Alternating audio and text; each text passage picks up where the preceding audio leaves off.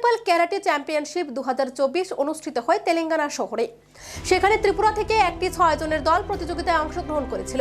ত্রিপুরার দলটি ওই প্রতিযোগিতায় চ্যাম্পিয়নের শিরোপা অর্জন করে বুধবার দলটি রাজ্যে ফিরে এসেছে। চ্যাম্পিয়নশিপের শিরোপা অর্জনের জন্য ত্রিপুরার দলটিকে সংবর্ধনা প্রদান করল ত্রিপুরা অলিম্পিক অ্যাসোসিয়েশন। উপস্থিত ছিলেন অলিম্পিক অ্যাসোসিয়েশনের রাজ্য সম্পাদক সুজিত রায়, টিআরপিসিএল চেয়ারপারসন পাতালকন্যা জামাতিয়া সহ ত্রিপুরা স্পোর্টস কাউন্সিলের যুগ্ম সচিব ও অন্যান্যরা। ত্রিপুরা থেকে আমাদের ত্রিপুরার ক্যারাটি খেলোয়াড়রা ইন্দো নেপাল চ্যাম্পিয়নশিপ অনুষ্ঠিত হয়ে গিয়েছিল 2 থেকে 4 তারিখ পর্যন্ত আমাদের করিমনগর তেলেঙ্গানাতে। ওনারা আমাদের চ্যাম্পিয়ন হয়ে ফিরেছে রাজ্যে।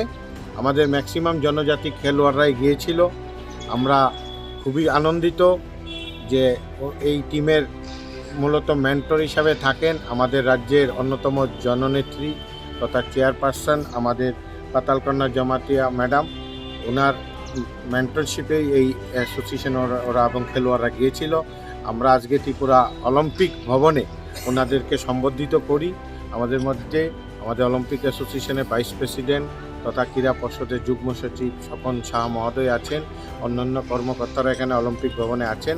আমরা খুবই আপ্লুত এবং এই খেলোয়াড়রা যেভাবে শিরোপা দখল করে এসছে, রাজ্যের কোনো প্রতিভার অভাব নেই এবং এই সরকার যেভাবে খেলোয়াড়দের পাশে ট্রেনিংয়ের ব্যবস্থা করছে, এর ফলস্বরূপ দেখতে পাচ্ছেন ওনারা মেডেল নিয়ে এসছেন, ট্রফি নিয়ে এসছেন। আমি ধন্যবাদ জানাই আমাদের রাজ্যের জননেত্রী পাতালকন্যা জামাতিয়াকে। উনি বিভিন্ন খেলার জন্য গ্রামেগঞ্জে চেষ্টা করে যাচ্ছেন। আমরা ত্রিপুরা অলিম্পিক অ্যাসোসিয়েশন ক্রীড়া পর্ষদ আমরা সবসময় চেষ্টা করে যাচ্ছে এবং উনি সবসময় আমাদেরকে বলেন যে গ্রামেগঞ্জে ইন্টেরিয়রে খেলাধুলা পৌঁছানোর জন্য। আশা করি ওনার নেতৃত্বে আগামী দিন আরও বিভিন্ন খেলার রেজাল্ট আমরা পাবো। Thank you.